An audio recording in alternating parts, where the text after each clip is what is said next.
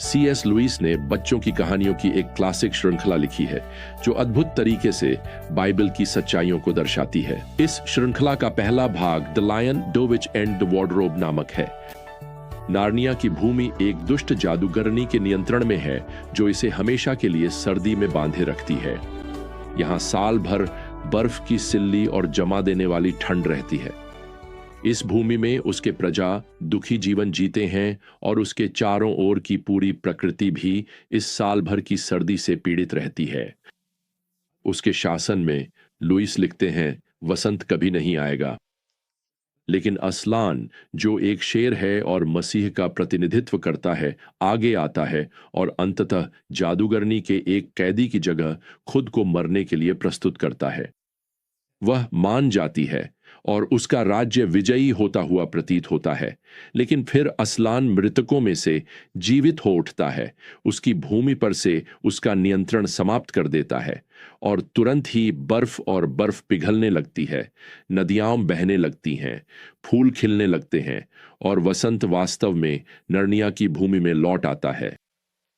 यह उस अद्भुत उपमा का उदाहरण है जो प्रेरित पौलुस ने हमें धर्म ग्रंथों में पाप के कारण पीड़ित पतित संसार के बारे में बताया है। अब मानव जाति पतित हो चुकी है और यहां तक कि सृष्टि भी, जैसा कि पौलुस ने रोमियो 8 में लिखा है, कराह रही है।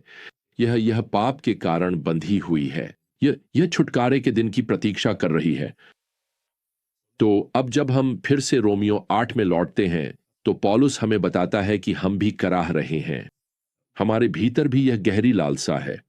वह यहां पद 23 में लिखते हैं, सिर्फ सृष्टि ही नहीं कराह रही है बल्कि हम स्वयं भी, जिनके पास आत्मा के पहिलौठे फल हैं, अपने भीतर कराहते हैं जब तक हम पुत्रत्व को अर्थात अपने शरीर के छुटकारे को उत्सुकता से प्रतीक्षा करते हैं।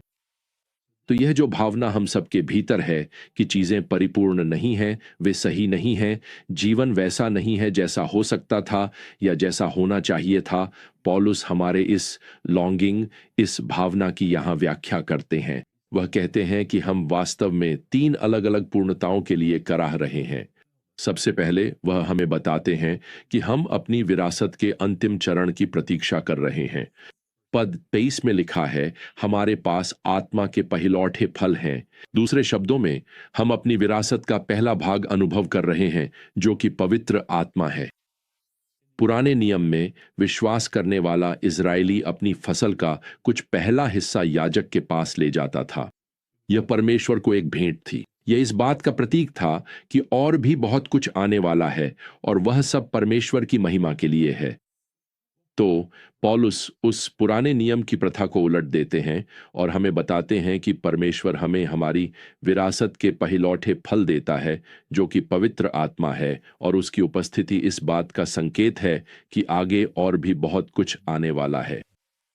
तो आप इसे इस तरह कह सकते हैं, पवित्र आत्मा मसीह की दुल्हन के रूप में हमारी शाश्वत विरासत की पहली किस्त है, और जब हम स्वर्ग पहुंचेंगे तो और भी बहुत कुछ मिलेगा और हम उस भविष्य की पूर्णता की प्रतीक्षा में तड़पते हैं। अब दूसरी बात, पौलुस हमें यहां बताते हैं कि हम अपने दत्तक ग्रहण की अंतिम अवस्था के लिए भी भीतर ही भीतर कराह रहे हैं। वह 28वीं आयत में लिखते हैं, हम पुत्रत्व के लिए उत्सुकता से प्रतीक्षा करते हैं। अब हमने पहले ही अपने विजडम जर्नी में रोमन दत्तक ग्रहण की प्रक्रियाओं के बारे में बात की है, जो न केवल एक बच्चे को एक नए परिवार में लाती थी, बल्कि उस बच्चे को एक परिपक्व वयस्क पुत्र की जिम्मेदारियां और विशेषाधिकार भी देती थी, जो अब परिवार के नाम का प्रतिनिधित्व करेगा और पारिवारिक व्यवसाय को आगे बढ़ाएगा। तो पौलुस यहां उस भविष्य की ओर इशारा कर रहे हैं जब हम मसीह के साथ राज्य करेंगे। हम परिवार के नाम में व्यवसाय को आगे बढ़ाएंगे, और मुझे आपको बताना है यह बहुत बड़ी जिम्मेदारी होगी। साथ ही उसके आने वाले राज्य में एक अद्भुत शाही विशेषाधिकार भी होगा। वैसे इसमें कुछ भी गलत नहीं है उस विशेषाधिकार को चाहने में। यह आपके उत्तराधिकार का हिस्सा है। यह सही है कि उस दिन की लालसा करें जब सब कुछ हमारे राजा मसीह के राज्य में ठीक कर दिया जाएगा और जब हम जो छुड़ाए गए हैं उसके साथ राज्य करेंगे। हम उस दिन की प्रतीक्षा करते हैं। अब तीसरी बात, पौलुस लिखते हैं कि विश्वासियों के रूप में हम अपनी मुक्ति के अंतिम चरणों के लिए कराहते हैं, यानी वे लिखते हैं हमारे शरीर की मुक्ति। तो प्रियजनों, एक दिन आने वाला है जब परमेश्वर आपके नश्वर शरीर को अमरता से ढंक देगा और आपको एक नया शरीर मिलने वाला है, और इस बार यह हमेशा के लिए रहेगा। और अगर अभी आपके घुटनों को बदलने की जरूरत है और आपकी पीठ में दर्द है और आप खड़े होने के बजाय बैठना पसंद करते हैं, तो इसका कारण यह है कि परमेश्वर ने आपके शरीर को बहुत लंबे समय तक टिकने के लिए कभी नहीं बनाया था। ऐसा इसलिए है क्योंकि उसके पास आपके लिए एक बिल्कुल नया शरीर तैयार है, जिसमें अब कोई पापी शरीर नहीं होगा, कोई दर्द नहीं होगा, कोई कष्ट नहीं होगा। और मैं आपको बताऊं, जितनी मेरी उम्र बढ़ती जा रही है, उतना ही मैं इसके लिए उत्सुक होता जा रहा हूं। आप यह भी कह सकते हैं कि मैं अपने नए महिमामय, सिद्ध, निष्पाप, अमर शरीर के लिए तरस रहा हूं।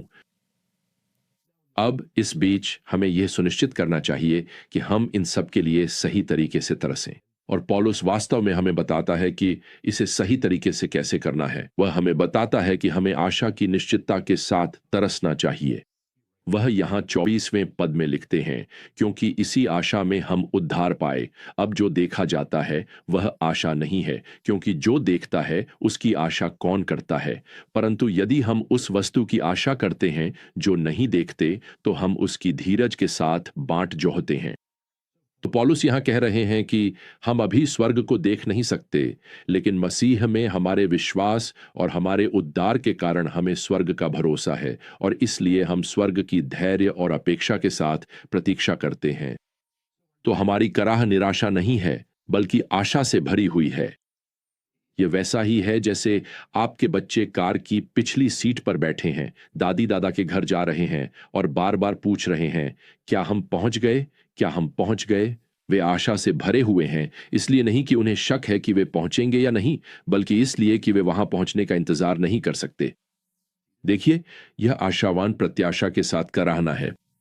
हम विश्वासियों के रूप में पूछ रहे हैं, क्या हम पहुंच गए प्रभु? घर पहुंचने में और कितना समय लगेगा?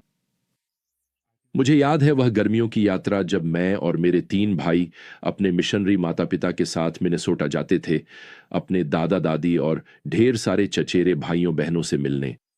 वर्जीनिया से मिनेसोटा तक ड्राइव करने में 24 घंटे लगते थे, और हर गर्मी में हम यह यात्रा बिना रुके करते थे।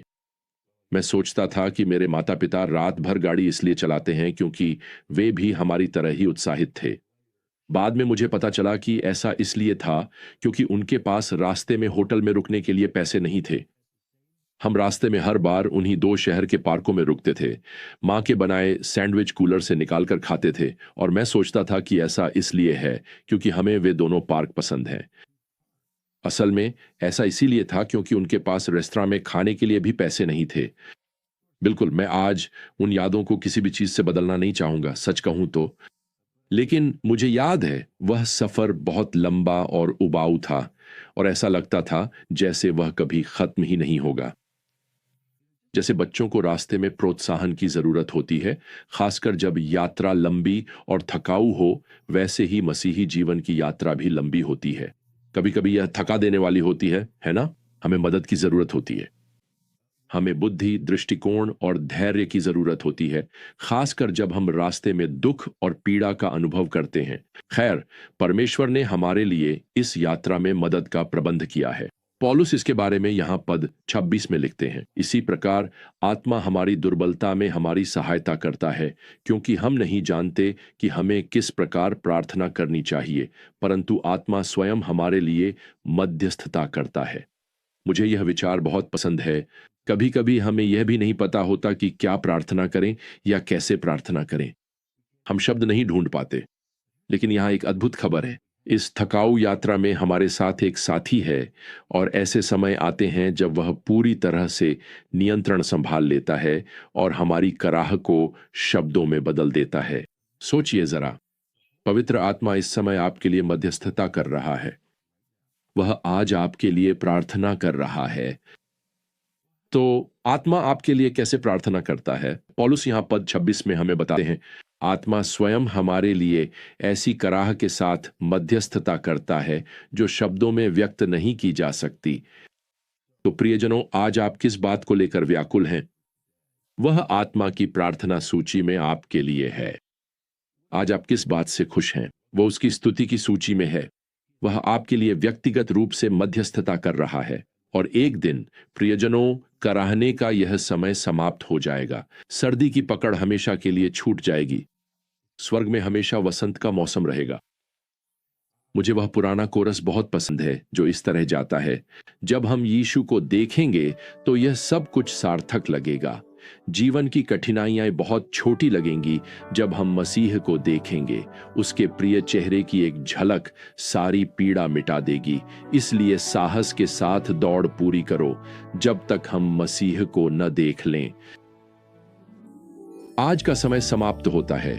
अगली बार हमारी विजडम जर्नी में मिलने तक प्रभु यीशु मसीह की अनुग्रह, परमेश्वर का प्रेम, पवित्र आत्मा की संगति आप सभी के साथ बनी रहे। आमीन।